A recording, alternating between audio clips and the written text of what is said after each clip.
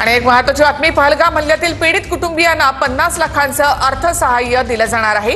महाराष्ट्रामधील पीडित कुटुंबियांना 50 लाख रुपयांचं अर्थसहाय्य देण्याचा निर्णय मुख्यमंत्री देवेंद्र फडणवीस यांनी घेतलेला आहे। आसावरी जगदाळे यांना शासकीय नोकरी देण्याचा निर्णय देखील घेण्यात आलेला आहे।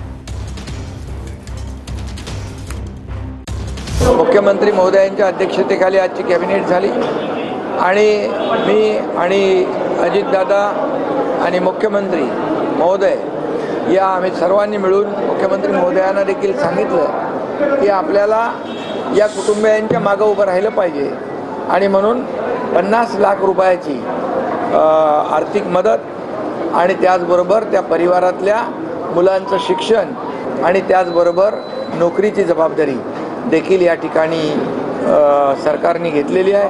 मी माननीय मुख्यमंत्रीजी आणि बाकी इतर सर्व शासकीय लोकांचे मनापासून आभार मानते।